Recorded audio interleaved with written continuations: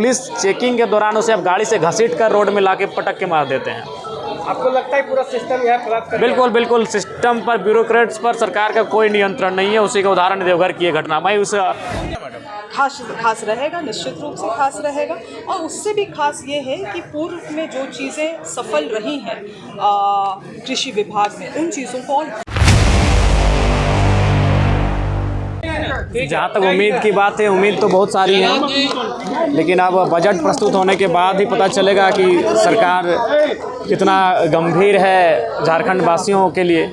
ये बजट प्रस्तुत के बाद ही पता चलेगा। जयराम जी, पहला बजट आपका एक मौजूदा विधायक के तौर पे क्या उम्मीद है इस सरकार के बजट से, और आप लोगों को क्या लगता है फोकस कहाँ होना? देखिए, एक युवा विधायक होने के नाते हमारी तो उम्मीद होगी कि इस राज्य में रोजगार के सृजन के साधन ज़्यादा हों। जो युवा जिन पर वादा भी सरकार ने किया था, जो ग्रेजुएट होंगे उनको 5,000, जो पोस्ट ग्रेजुएट उनको 7,000, ऐसे बहुत सारे वादे थे। तो मेरे हिसाब से युवाओं को पर विशेष ध्यान देने की आवश्यकता है सरकार को, और उसी का आस लगा युवा इस बजट को आज निहार रहे हैं। वो उम्मीद लगा कर बैठे हैं कि बजट में उनके लिए कुछ विशेष होगा, गांव गरीब किसान के लिए विशेष हो। जयराम जी, तो पुराने वाले मैनिफेस्टो में था, नए में तो है भी नहीं उन लोग में। देखिए, हमें लगता है पुराना वाला ही मैनिफेस्टो कम से कम इन्हें दोहरा देना चाहिए। पुराना जो 5 साल का काम रहा है उसमें लगभग अधिकांश वादे अधूरे रहे हैं। उन्हीं वादों को धीरे धीरे पूरा करने की आवश्यकता है। अच्छा, सरकार का कहना है कि ग्रामीण अर्थव्यवस्था को बेहतरीन बनाने की दिशा में सरकार जो है वो बजट पेश करेगी। देखिए, ग्रामीण अर्थव्यवस्था की अगर बात करते हैं तो आपको कृषि, आपको लघु उद्योग, कुटीर उद्योग पर बात करनी होगी। जो प्रवास की संख्या बढ़ रही है उसे नियंत्रण करने की बात होगी। तो देखते हैं इस बजट के माध्यम से वास्तव में सरकार जो कह रही है उसे धरातल पर कर रही है कि नहीं, ये हम लोग देखेंगे। देवघर में एक महिला की मौत हो गई है। देखिए, मैंने आपको शुरू में ही कहा था, तो बहुत सारे लोगों ने मेरा उस बयान को विवादित बता दिया कि आपने सदन में कह दिया उगाही का महीना। वास्तव में उस पुलिस पर नहीं, पूरे सिस्टम पर आप सवाल कीजिए, क्योंकि मैंने पहले आपको कहा ये उगाही का महीना है, उन पर दबाव है। और देखिए, आज उनके लोभ लालच के कारण आज एक महिला की उसमें क्या कसूर था भाई? ये तो पहली बार हमें लग रहा है कि हिंदुस्तान में हुआ होगा कि पुलिस चेकिंग के दौरान उसे अब गाड़ी से घसीट कर रोड में लाके पटक के मार देते हैं। आपको लगता है पूरा सिस्टम यहाँ खराब कर बिल्कुल बिल्कुल, सिस्टम पर, ब्यूरोक्रेट्स पर सरकार का कोई नियंत्रण नहीं है। उसी का उदाहरण देवघर की ये घटना। मैं उस महिला के लिए संवेदना, श्रद्धांजलि व्यक्त करता हूं। उसके परिवार को सरकार मुआवजा दे, मैं ये मांग करता हूं, और जिन के माध्यम से ये कृत्य हुआ, कुकृत्य, उन पर कार्रवाई हो, मैं ये भी मांग करता हूं। रहेगा मैडम, खास रहेगा, निश्चित रूप से खास रहेगा।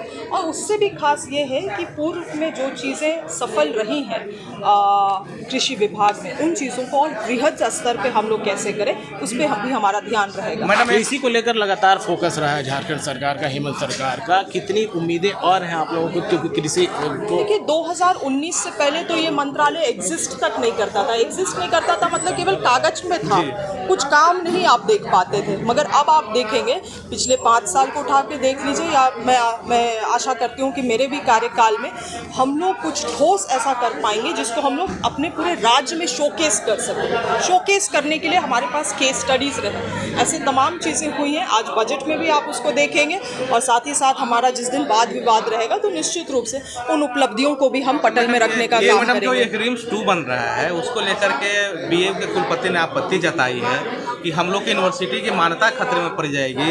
जितना ज़मीन हम लोग का है वो ऐसे ही कम है। देखिए, रिम्स 2 तो बनना चाहिए, बिल्कुल।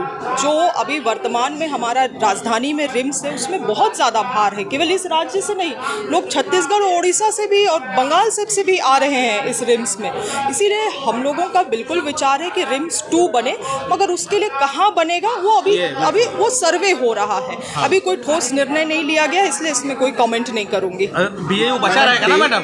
भाई, वो हमारा शान है, हमारा गौरव है, बिल्कुल वो बचा रहेगा। और उसको कभी माननीय मुख्यमंत्री बिल्कुल एक खरोच तक नहीं आने देंगे। प्रॉमिस लिए हैं। डेयरी विभाग के बारे में मैडम एक शिकायत आ रही है कि डेयरी के जो उत्पादक हैं या डेयरी के जो व्यवसाय करना चाहते हैं, ऐसे जो एप्लीकेंट होते हैं, तो उन्हें कहा जाता है कि अपने जिला से आप अप्लाई कीजिए, जबकि बाजार जो है से दूसरे जगह, मान लीजिए सिमडेगा में व्यक्ति है और डेयरी का उद्योग करना चाहता है, आदिवासी मूलवासी समाज से आता है, और उसे कहा जाता है कि नहीं से तो यहाँ तो बाजार नहीं है, रांची में कीजिए। तो उसे तो फिर डेयरी नहीं का नहीं, लाभ- ऐसा ऐसा आप मतलब आप क्या दूध उत्पादन का बात कर रहे हैं? डेयरी डेयरी दूध उत्पादन में तो कोई समस्या नहीं है। इनफैक्ट हमारी पूर्व में जो हमारी सरकार थी तो हम लोगों ने जो बोनस पैसा देने का था वो 1 रुपया से 2 रुपया, 2 नहीं, रुपये मैं से उसकी 3 बात नहीं रुपया। कर रहा हूँ। डेयरी के लिए, डेयरी प्रबंधन के लिए, डेयरी के व्यवसाय के लिए यदि आदिवासी समाज की ओर से अप्लाई किया जाता है तो उन्हें कहा जाता है कि अपने जिले से अप्लाई कीजिए, जबकि उनके जिले में तो उस तरह का बाजार है ही नहीं है।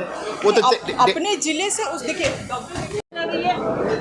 तो कहीं ना कहीं ये सरकार आज इतना गिर गई है। अरे कुर्सी बचाने के लिए इतना मत गिरिए कि कोई महिला बैठी है उसको पीछे से झपाटा मार करके बाज के जैसे आग गड़ाए कि कहाँ से हमें एक गलती ढूंढने के लिए मतलब उसका एकदम पकड़ ले।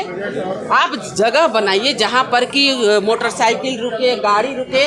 हम ये नहीं कह रहे हैं कि गलत को आप साथ दीजिए, लेकिन वो महिला गिर जाती है देवघर में और उसकी मौत हो जाती है, उसका जिम्मेवार कौन है?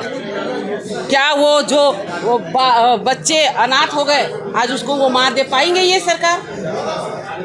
एक आतंकवादी को आप नहीं पकड़ पाते हैं, भ्रष्टाचारी पर लगाम नहीं है, लॉ एंड ऑर्डर आपका ध्वस्त है और जा करके ऐसे एक का बात करके मैया सम्मान योजना उसमें भी बंद किया गया है पैसा।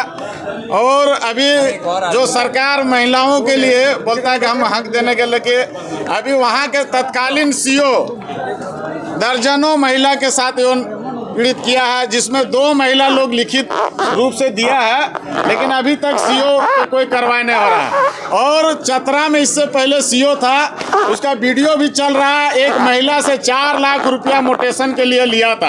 आप लोग लगातार सभी न्यूज में देख रहे हैं, मीडिया के द्वारा चल रहा है। और हम प्रश्न काल में भी सीओ का डाले थे, उसमें किसी तरह का जो प्रश्न का आंसर दिया गया उसमें हम संतुष्ट नहीं हैं। और लिखा हुआ कि चतरा डीसी द्वारा उस पे कार्रवाई का किया गया था, लेकिन अभी तक कार्रवाई किया है तो किस तरह से वो नौकरी कर रहा है।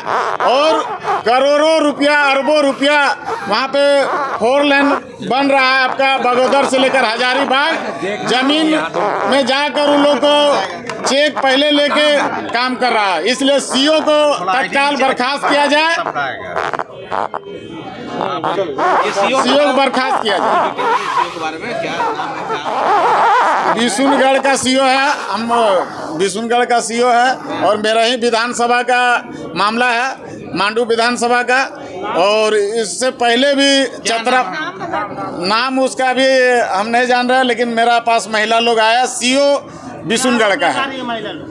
आरोप लगाया उन लोग के साथ आपका यौन पीड़ित किया जा रहा है और मोटेशन के नाम पे रात में बुलाया जाता है, होटल में बुलाया जाता है, उसके बाद होटल में गलत काम करने का प्रलोभन दिया जाता है। ये सारठ का क्या मामला है? सारठ में पुलिस द्वारा चेकिंग किया जा रहा था, साड़ी पकड़ा तो वहीं पे मोटरसाइकिल से महिला गिरा और वहीं पे मृत्यु हुआ है। महिला को मुआवजा और नौकरी देने का हम मांग करते हैं। और वैसे पुलिस पे जो जांच के नाम पे रोक सकता है, लेकिन किसी का साड़ी या पल्लू ने पकड़ के नीचे फेंक सकता है, इसलिए वैसे पुलिसकर्मी को बर्खास्त किया जाए और नौकरी दिया जाए उस परिवार को। बिल्कुल। तो देखिए ये आंसू के विधायक लीजिए तिवारी महतो जी